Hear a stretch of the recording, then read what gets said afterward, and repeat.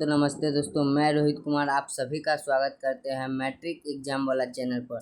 तो आज हम आप लोगों के लिए हिंदी चैप्टर 1 श्रम विभाजन और जाति प्रथा का क्या है, श्रम विभाजन और जाति प्रथा का सब्जेक्टिव लेकर आए, ठीक है। और सब्जेक्टिव में क्वेश्चन आंसर आप लोगों के, और यह क्वेश्चन आंसर आपको बहुत ही शॉर्टकट क्वेश्चन आंसर है। और ये VVI क्वेश्चन आंसर है, और VVI क्वेश्चन आंसर ये क्या आपको एग्जाम में देखने को मिलेगा। इसमें से ये मैं 8-9 क्वेश्चन बताने वाला हूँ, और 8-9 क्वेश्चन में से आपको 2 से 3 क्वेश्चन उसमें रहेगा। तो दो बढ़िया से आप लोग क्या कीजिएगा, याद कर लीजिएगा। तो चलिए हम अपने क्वेश्चन की ओर बढ़ते हैं। फर्स्ट हमारा सवाल क्या है, तो पहले मेरा सवाल क्या है, कह रहा है लेखक किस विडंबना की बात करते हैं, विडंबना का स्वरूप क्या है, ठीक है। लेखक किस विडंबना की बात करते हैं, विडंबना का स्वरूप क्या है। तो आंसर इसका क्या हो जाएगा, आंसर हो जाएगा इसका कि लेखक के लिए विडंबना की बात यह है कि इस आधुनिक युग में भी पोषक की कमी नहीं है, ठीक है। लेखक के लिए विडंबना की बात यह है कि इस आधुनिक युग में भी पोषक की कमी नहीं है, ठीक है। ये भी पूछ सकता है, तो आप लोग क्या कीजिए, इसको बढ़िया से याद कर लीजिए। चलिए दूसरा प्रश्न को देखते हैं। दूसरा प्रश्न क्या कह रहा है, दूसरा प्रश्न हमारा कह रहा है कि जातिवाद उसके पक्ष में क्या तर्क देते हैं, जातिवाद उसके पक्ष में क्या तर्क देते हैं। तो जातिवाद उसके पक्ष में क्या तर्क देते हैं, तो आंसर हो जाएगा इसका, आंसर क्या हो जाएगा, ये उत्तर हो जाएगा जातिवाद के पोषक इस आधुनिक समाज में कार्य कुशलता के लिए श्रम विभाजन को आवश्यक मानते हैं, और कहते हैं कि जाति प्रथा भी श्रम विभाजन का ही दूसरा रूप है, इसलिए इसमें कोई बुराई नहीं है, इसलिए इसमें कोई बुराई नहीं है, ठीक है। और एग्ज़ाम में क्या कीजिएगा, एग्ज़ाम में अपना मन से लिखिएगा, एग्ज़ाम में जितना अपना मन से लिखिएगा उतना बढ़िया रहेगा, ठीक है।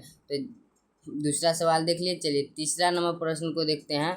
तीसरा नंबर प्रश्न क्या है, तीसरा नंबर प्रश्न है हमारा कि जातिवाद के पक्ष में दिए गए तर्कों पर लेखक की प्रमुख आपत्तियाँ क्या है, ठीक है। तो प्रमुख आपत्तियाँ क्या है, तो इसका उत्तर हो जाएगा, उत्तर क्या हो जाएगा, उत्तर को चलिए देखते हैं। उत्तर है जातिवाद के पक्ष में दिए गए तर्कों पर लेखक की पहली आपत्ति यह है कि जाति प्रथा श्रम विभाजन के साथ साथ लोगों का भी विभाजन करती है, ठीक है, लोगों का भी विभाजन करती है। फिर क्या है, श्रम विभाजन निश्चय ही समाज की आवश्यकता है, परंतु क्या है, परंतु किसी सभ्य समाज में कार्य के साथ साथ लोगों का विभाजन सही नहीं है, ठीक है, लोगों का विभाजन सही नहीं है, इसको भी याद कर लीजिएगा। चलिए चौथा नंबर प्रश्न को देखते हैं। चौथा नंबर प्रश्न क्या कह रहा है कि जाति प्रथा भारतीय समाज में श्रम विभाजन का स्वाभाविक रूप क्यों कही जा सकती है, स्वाभाविक रूप क्यों कही जा सकती है। तो क्यों कही जा सकती है, तो चलिए इसका हम उत्तर देखते हैं। तो उत्तर देखेंगे तो हमको समझ में आ जाएगा। तो चलिए उत्तर देखते हैं कि भारत की जाति प्रथा, क्या लिखा हुआ है, भारत की जाति प्रथा की एक और विशेषता यह है कि यह श्रमिकों का अस्वाभाविक विभाजन ही नहीं बल्कि श्रमिकों को एक दूसरे से ऊंच नीच को दर्शाता है, ऊंच नीच को दर्शाता है, जो विश्व के किसी भी देश में नहीं पाया जाता है, ठीक है, जो विश्व के किसी भी देश में नहीं पाया जाता है, ठीक है। तो इसे भी याद कर लीजिएगा। चलिए 5वां नंबर सवाल को देखते हैं। 5वां नंबर सवाल क्या कर रहा है, 5वां नंबर सवाल कर रहा है कि जाति प्रथा भारत में बेरोजगारी का एक प्रमुख और प्रत्यक्ष कारण कैसे बनी हुई है। तो कैसे बनी हुई है, तो चलिए उत्तर देखते हैं। उत्तर हो जाएगा इसका कि भारत में जाति प्रथा लोगों को कोई भी ऐसा कार्य नहीं चुनने देती जो उनके पूर्वजों ने नहीं किया हो, ठीक है, जो उनके पूर्वजों ने नहीं किया हो। लोग अपने पूर्वजों के ही कार्य को चुनते हैं, जिसके कारण ही भारत में बेरोजगारी का एक प्रमुख और प्रत्यक्ष कारण बनी हुई है। ठीक है, कारण बनी हुई है।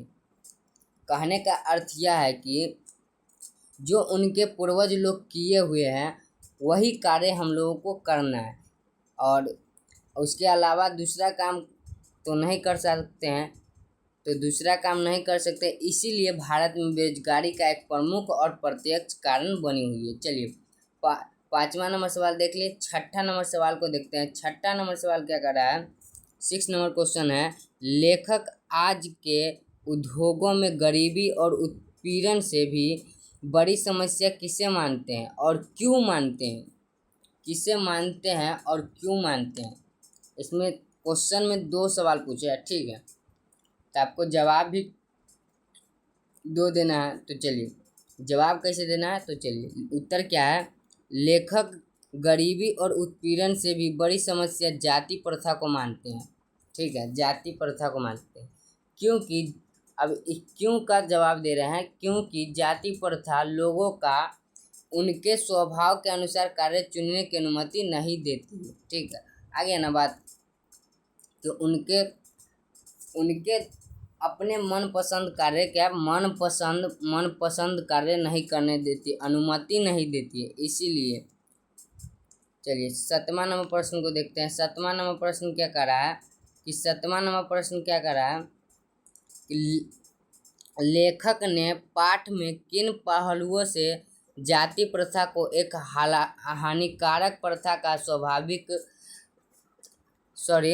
हानिकारक प्रथा का रूप दिखाया है।